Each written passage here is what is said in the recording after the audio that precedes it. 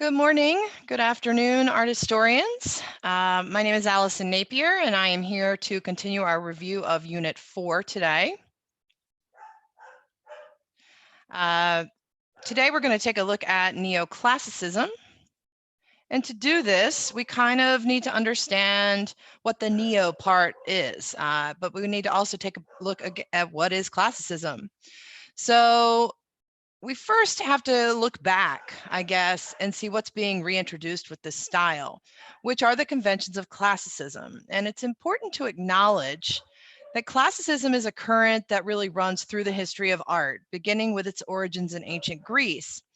It's also a style that carries with it really strong connotations about education, government, empire, science, and the real world. And I like to, when I teach classicism to my students, I like to talk about it being a pendulum, and then sometimes it swings towards intense realism and morality and education and this art that is based on reason and order. We see that with the ancient Greeks and Romans. We see it in the Renaissance. It gets a rebirth. We see it in Neoclassicism. And then sometimes we swing away from that, such as in the Middle Ages when we're talking about the abstraction for the purpose of communicating religious doctrine. We also talk about it as a response to Neoclassicism. We have the rise of Romanticism, which brings the energy and emotion back into content. So we'll look at these elements and talk about them in how they're working in some of the works in topic 4.1. So interactions within and across cultures in later European and American art.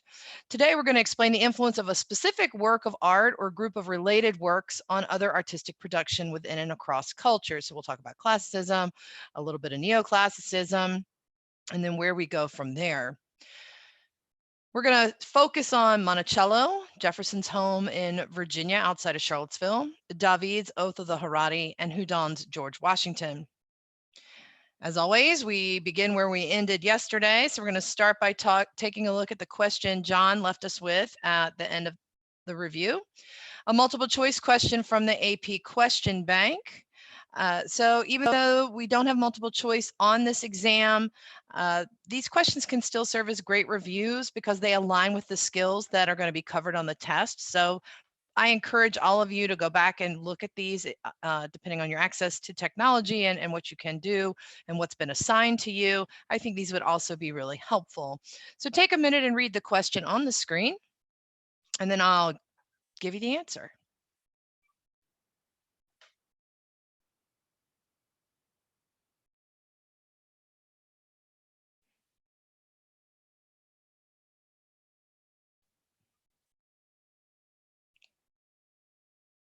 So as always, when you're wrestling with a multiple choice question, you want to try to knock out some choices that may not work at all with this. So let's see, this isn't about religious reform. That one we can get rid of kind of off the top. Given the mixed group of people in the image, a workers' strike about low wages, since we have bourgeois and upper class figures present as well, that's probably not a great choice either. We know that this was about politics in some way. So the correct answer here, now that we've narrowed it down to two choices, would be C, a political uprising against a ruling king, specifically the July 30th revolution that toppled Charles X, King of France. So as we kind of move into what we're going to cover today, we need to think about some things. What are the elements of classicism that we see over and over again? You may think of white marble sculptures, columns, large temples, mosaics even, natural detail, a focus on perspective and modeling in light and shadow.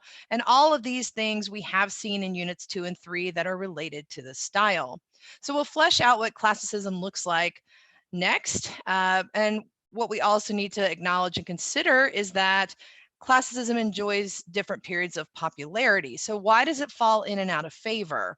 What meanings does the style communicate, and why do some art historical periods reject it and others embrace it?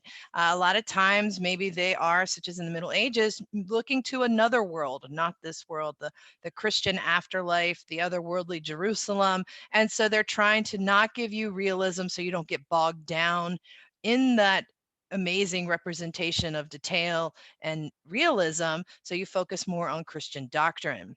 So what does the acceptance or rejection of classicism have to do with what the style symbolizes? For example, in the Middle Ages, it symbolizes paganism. So that's also another reason to turn your back on classicism because of the change in religious beliefs. What is the culture that deploys it trying to communicate as well? So when we look at neoclassicism, what are they trying to say about themselves in this period that make classicism important? So some general characteristics of classicism. Focus on balance, order, reason that represents a balanced, ordered, and reasonable and educated society. So there's a focus on this life more so than religion or the afterlife. It's not that they don't have a religion. The ancient Romans and ancient Greeks worshiped their gods.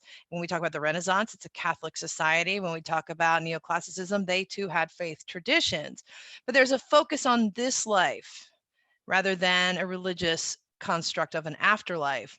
Humanism and the accomplishments of man are promoted. They're studied, they're celebrated. Science, math, the natural order, all explored and expected to be used to understand how the world actually works. It's a style that promotes reason over emotion. It's a style that asserts representative governments, such as Athenian democracy and the Roman Republic.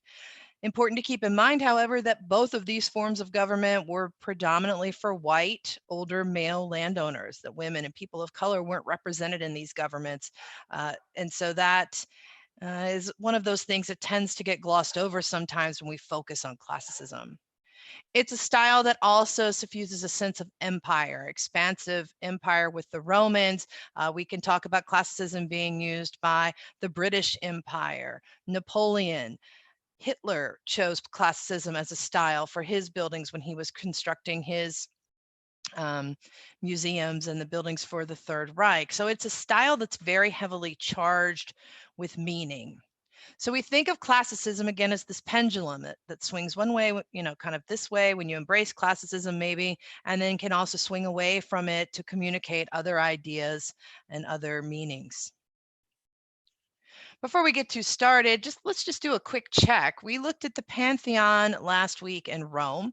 So I'd like for you to take a minute and look at this architecture of ancient Rome and then compare it to Monticello and think about for a few minutes, what are their similarities? How does the Pantheon influence Monticello? How do they differ? Because one of the things you need to do on your AP exam this year is talk about continuity and change. So take a minute and then we'll come back together, maybe jot a couple things down, or at least do it up here.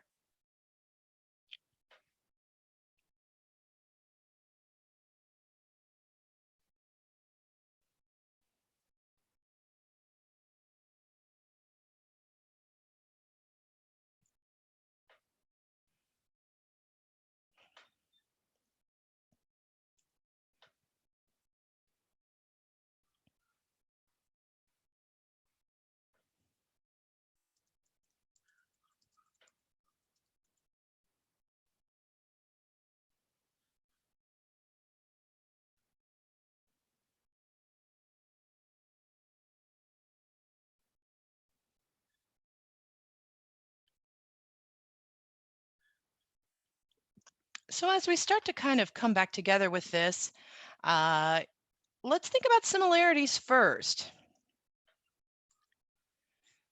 Some of the things that may strike you are the use of the pedimental front, this triangular area, right, that we've talked about. We've seen that since the Parthenon in ancient Greece, very common in classical style. Columns, another largely present characteristic of classical architecture.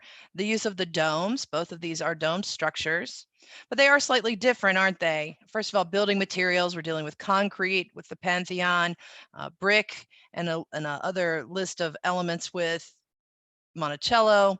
We have different types of lighting systems. We have the oculus in the Pantheon. We have multiple windows in Monticello, and not only one in the pediment, but also around the base of the dome rather than in the top of it.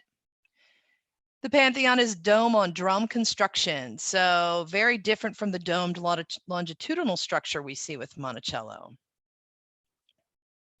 So what is neoclassicism, right? We've refreshed our memory on classicism. So let's turn our attention to what might be neo or new about the classicism that's emerging in the 18th century in Europe and America.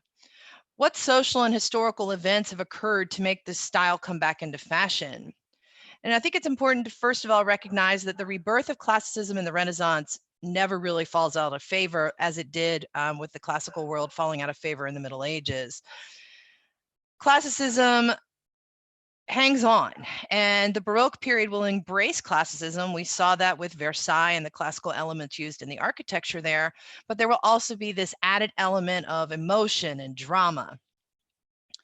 So it's prevalent in Europe and North America roughly from 1740 to 1820, and neoclassicism was inspired by ancient Greek and Roman sources, as I've mentioned, and at this time this renewed interest in antiquity had been fueled by the grand tour, the idea that to become an educated person you had to travel Europe and see the sights of the ancient world, which was the foundation of a Western education.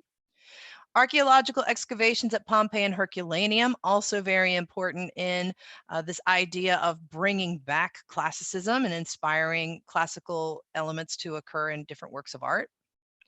There's also the decline of the influence of the church, the troubled state of monarchy across Europe in general, and a rejection of absolutism, the idea of a king chosen by God, by both scientists and philosophers in favor of empirical knowledge, the idea that things needed to be proven through science and experimentation. They weren't just given as truth. All of this resulted in a renewed appreciation of ancient Greek and Roman civilizations as models of intellectual integrity and enlightened government.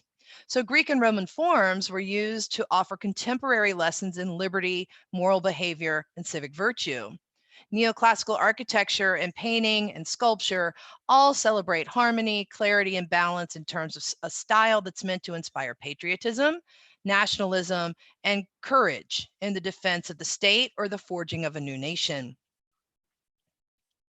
So what are we comparing it to? So let's take a look at what came before neoclassicism. So the Rococo, as we see here in Amalienburg Palace, which was a pleasure palace in Munich built for Elector Karl Albrecht between 1734 and 1739. And when you look at it, you can still see remnants of classicism, right? We have a pedimental front here, but it's broken with this large scallop shell and flamboyant architecture, very typical of the shell shapes we see in the Rococo. We have a longitudinal structure and not a really a true dome on the top, this kind of metal, I don't know what actually that metal fixture is, but it's not like what we see on Monticello with it being quite pronounced and dominating the structure. On the interior, we have organic nature basically crawling all over the ceiling, the walls. You feel like if you stood still long enough, it would crawl right over you. So when we talk about neoclassicism, it's a style that's more serious than the Rococo, which was predominantly a style of elite and the aristocracy. Compositions are simple to avoid that melodrama and the playfulness of the Rococo. Backgrounds of paintings are simple, arches and columns, symmetry, straight lines, all replacing those irregular curves, and nature being reined in rather than allowed to run free. Our image set has 3 examples of neoclassicism, and this one is the first. We actually have one for each medium of painting, architecture, and sculpture. So we start with Monticello, the home of founding father Thomas Jefferson, located outside of Charlottesville, Virginia in Albemarle County. And as a Virginian, everyone knows who Thomas Jefferson is, and this dome and this structure very similar to what we see on the UVA dome, which is our big state university, or one of them. It ultimately takes the architectural form of an Italian villa, and it has a lot of architectural antecedents, but Jefferson goes beyond these to create something unique in his own. He consciously seeks to create a new architecture for the new nation, a style that channels ideas of Athenian democracy, order over rationality in his own home to create something distinctive for the future United States of America. And this is actually something that he starts to build before the revolution and then comes back and revisits afterwards. So this is an ongoing process for him. One of the most famous portraits of Jefferson, we see here by Rembrandt Peale. He was a statesman, a diplomat, a lawyer, an architect, philosopher. He served as the third president of the United States between 1801 and 1809. He had previously been a vice president of the United States, an author of the Declaration of Independence. He's a proponent of democracy, republicanism. He pushed for the revolution against England, and he's also the first Secretary of State under George Washington, which sends him to France. And we'll talk a little bit about how that affects him down the road. Jefferson was primarily a planter, a lawyer, and a politician. He mastered many disciplines, though, including mathematics, horticulture, and mechanics, and particularly architecture in the classical tradition. And so he develops his own style of architecture known as Jeffersonian architecture, which is the American form of Neoclassicism or Neo-Palladianism, a very important influence in his style that were in a part of his designs. And we see them in Monticello, we see them in the University of Virginia, we see them in the state capital of Virginia, his Rococo Popular Forest, as well as other buildings he designed for his friends and allies. So there's over a dozen homes bearing this kind of personal stamp of Jeffersonian aesthetics today. He's very influenced by this figure, Palladio. So in colonial Virginia during the 18th century, there are no schools of architecture. So Jefferson learns the trade pretty much from books and by studying different classical architectural designs. So he's self-taught as an architect and a classicist and very influenced by Andrea Palladio. And his Bible was Andrea Palladio's 4 books of architecture. Jeffersonian architecture is therefore best described as Palladian in inspiration. And so he works with Palladio. When he's Secretary of State, he ends up in Paris. He sees the Hotel de Salm, and all of these, he incorporates the themes and proportions to make something quite unique in Virginia at the time, because this is what was going on in Virginia at the time. And this is the Sir Christopher Wren building at William and Mary. So this is what the colonial architectural style was typical to Neoclassicism. Jefferson was a student at William and Mary, and I'm a student at William and Mary too, so that campus holds a special place in my heart. And this is the oldest college building still standing in the United States. It is also the oldest of the restored public buildings in Williamsburg. It was built between 1695 and 1700, and what you can see is a building constructed out of red brick in the style of Flemish and English architecture, which was typical of the 17th and 18th century in Williamsburg. There are a lot of other out structures, the governor's palace there as well, all built in the similar style. So you can see Jefferson doing something completely different to set the new nation and this change in government apart from what had come before. Jefferson's actually elected governor of the state of Virginia and moves the capital from Richmond to Williamsburg, where he designs the new Capitol building in Jeffersonian aesthetics.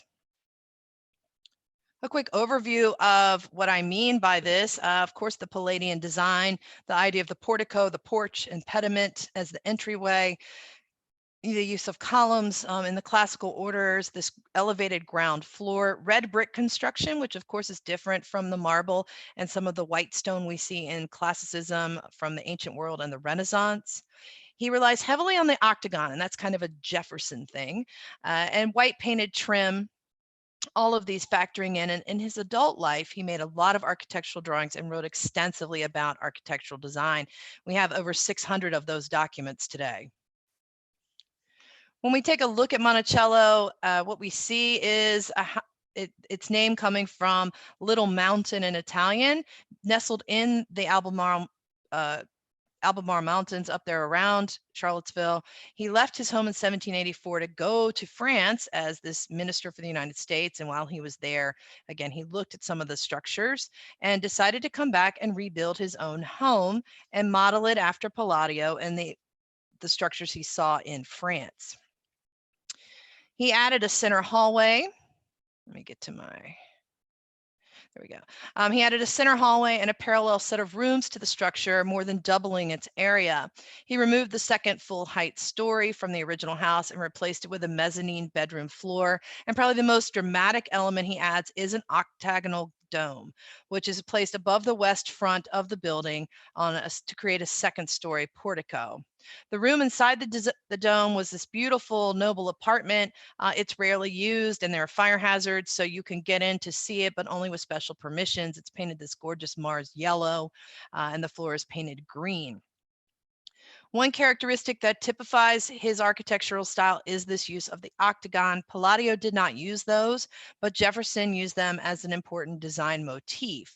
And so when we're looking at this and thinking about the renovations, I think it's also important to consider who was doing these renovations for Jefferson.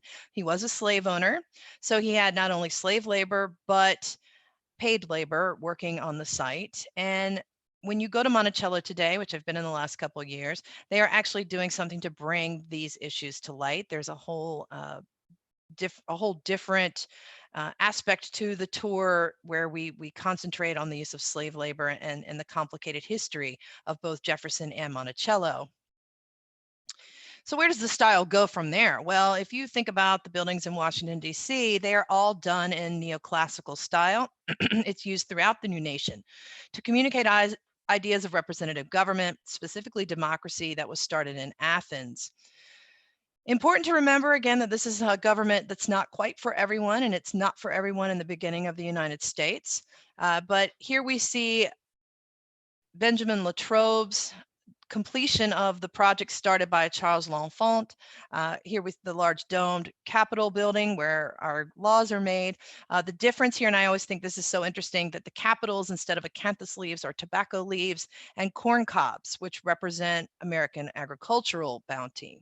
The other thing you see is another site near and dear to my heart, which is Washington and Lee University, the campus built in neoclassical style, because again, it is also the style of Western education and educational structures. And I spent 4 glorious years there in Lexington, Virginia. So I show you that just as a counterpoint and an explanation of how that style spreads.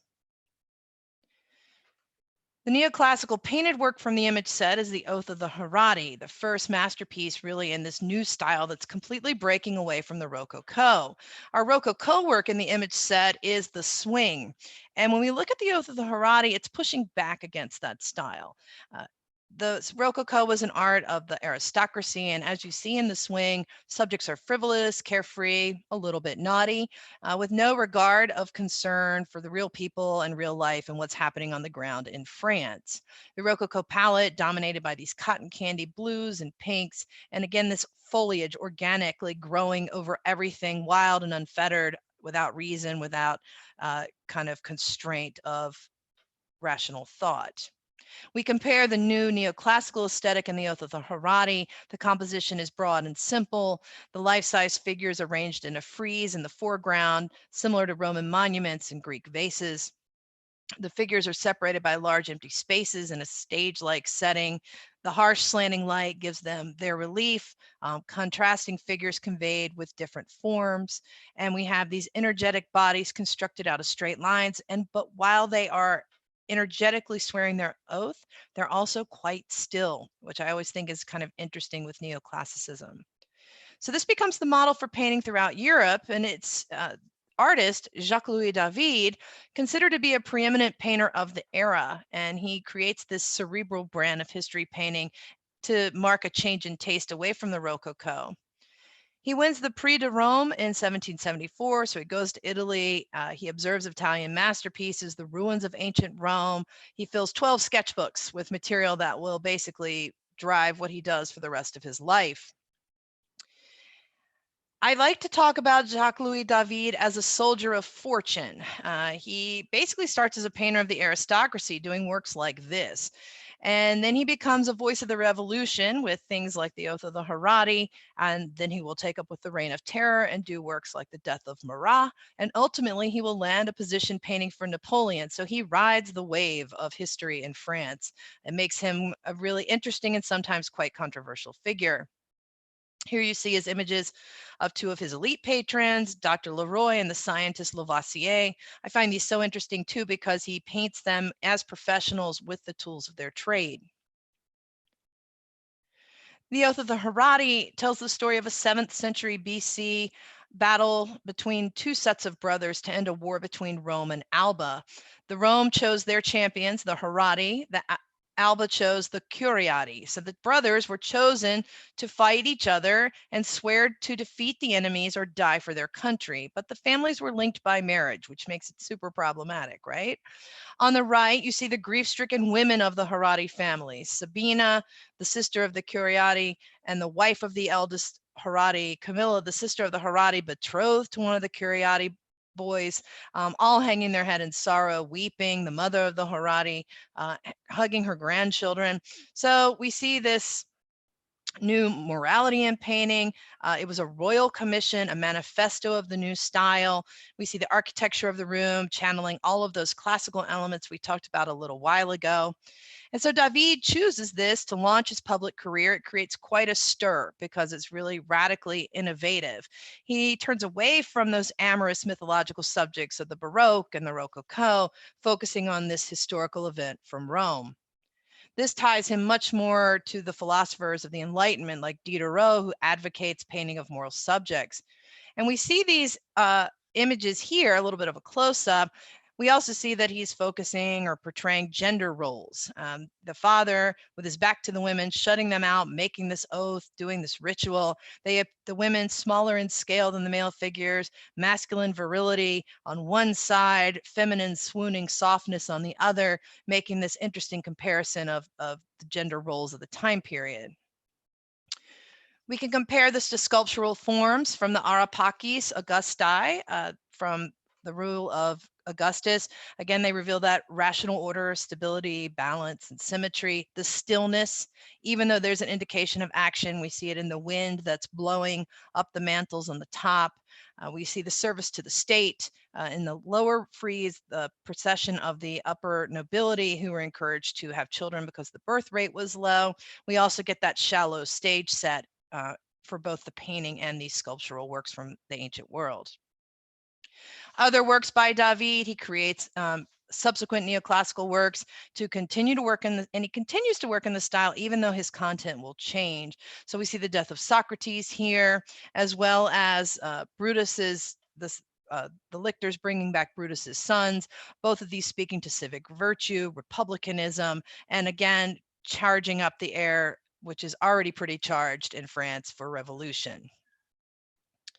After the revolution, he takes up with the Reign of Terror, and we see him paint one of the figures, very controversial figures of this period, and a friend of his and Maximilien Robespierre's, Marat, who dies in the bathtub after being stabbed by Charlotte Corday.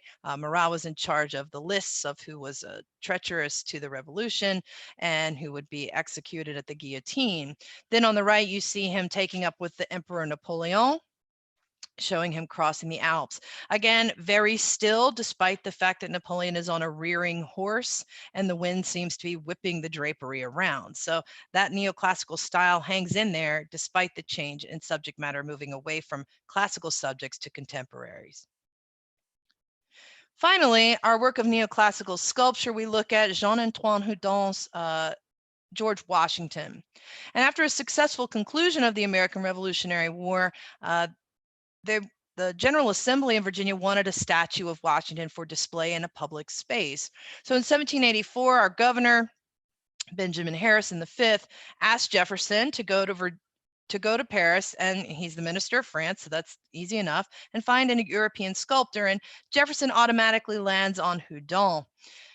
The statue is actually on view in the rotunda of the Virginia State Capitol, which is a building Jefferson designed. So if you look behind Washington, you see this pedimental door frame, even though the pediment's slightly broken at the top, and it frames this statue perfectly. The work is still there in the Virginia Capitol, kind of standing in charge of the state, in my opinion, for all eternity. Jefferson picked Houdon, who was a very famous and accomplished neoclassical sculptor at the time. He wanted to cast a larger than life bronze of Washington, an equestrian portrait or a portrait on horseback, but that's not what Washington wanted. So he comes over and he decides to, well, first he travels to Italy. He stays there for 10 years. By the time he gets this commission, and he's famous for doing busts of important figures, And you see a painting here of him in his studio, like Diderot, Voltaire, Molière, and Jefferson and Franklin, before he ever gets to the Washington statue, both have their busts made. So Houdon is a well-known name. He's done other founding fathers. And so Jefferson picks him. He comes over to the United States and basically decides to, instead of use sketches of Washington, work with him himself. So both Franklin and Jefferson, while they're in Paris, will sit for Houdon. They will give us these busts.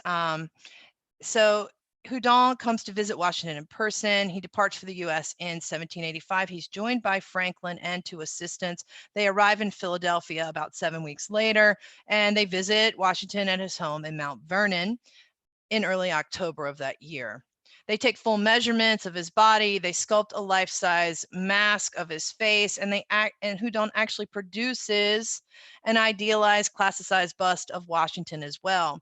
Unfortunately, when Washington sees this bust, he's not happy with the classicized garments. You see this kind of drapery around his neck. He wanted instead to be shown in contemporary dress, as you see him on the right. And so Houdon returns to Paris and begins to work on a full-length statue of Washington in Carrara marble. The statue dates to about 1788, but it takes him about really 4 years to fully get it completed and installed in the rotunda of the Virginia State Capitol. Houdon perfectly captures Washington's likeness. He stands and looks slightly to the left, his facial expression best described as fatherly. He's not wearing a toga. He's wearing his military uniform. He has since left his job as general and leader of the Revolutionary armies and gone back home to become a planter at his estate at Mount Vernon. His stance, mimicking what we saw in Polyclitus's Doryphorus from our image set from Unit 2, clearly channeling those aesthetics of classical Greece as well, careful observation of the human form. And despite the difference in Washington's age and physical condition from that of Polyclitus's spear bearer, we get realistic interpretations of anatomy and figures that stand clearly in a contrapposto stance. The left leg slightly bent with a half stride forward, the right leg weight bearing, his right arm hangs by his side and rests atop his walking stick. His left arm bent at the elbow rests upon a fasces, or a bundle of 13 rods, symbolizing the 13 colonies, which are now new states, as well as being bound together, illustrating the concept of e pluribus unum, out of many one. The idea that out of these 13 colonies and the multiple people that immigrated to this country, we created one unified government. Rather than hold an officer's sword, which would have been a symbol of military might and authority, he chooses to hold a walking stick. The sword rests, and he surrendered his military power. It's right beyond his grasp. And this is all a reference to Cincinnatus. He also wears a badge of Cincinnatus on his uniform, who was a Roman leader who, when his time to lead was over, he went back to his fields and began to live a peaceful civilian life. Washington would rather be compared to Cincinnatus than a Caesar, right? Because Caesar did not give up his power. So if Jacques-Louis David is our most famous neoclassical painter, and Houdon one of the best known sculptors, and Jefferson one of the best known American architects, then if we shift our attention back to France and see what comes down the pike next with painting, we have Eugène Delacroix's Liberty Leading the People, which John touched on yesterday. Delacroix is probably the most representative painter of French Romanticism, an art that's focused on emotions and feelings rather than rationality and order, moods of all kinds, spirituality, imagination, mystery, fervor, and those are all present in these amazing large-scale romantic works that we see. The subject matter varies widely among landscapes, revolutions, peaceful inner beauty, religion even, and when we talk about romantic art, we talk about a much looser brush. It's less precise, and the idea that the artist's feeling is his law, according to Caspar David Friedrich, is pretty much the mantra that gets taken up. So French artists in the early 19th century could be broadly placed into one of two camps. We talk about the neoclassically trained group, as well as another group that focuses on color versus an emotion over that intense focus on line and stability. So we stop here for today, since John did a gorgeous job covering that stuff yesterday, to think about some takeaways. So classicism clearly a style with staying power, and even when it's out of favor, it bubbles up. If we look at some of the works from the Middle Ages, we see illuminated manuscripts based on classical prototypes. The seated scholar pose that we saw that is used for the Lindisfarne Gospels coming from a Roman prototype, even though it's abstracted.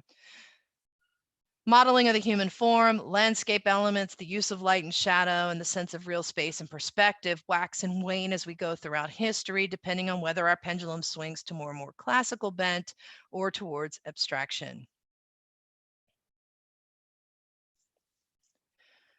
From neoclassical France and the early United States to the buildings of Charleston, South Carolina, and the Indian subcontinent, classicism asserts a sense of power and authority, reason and education, and a dominance of Western civilization.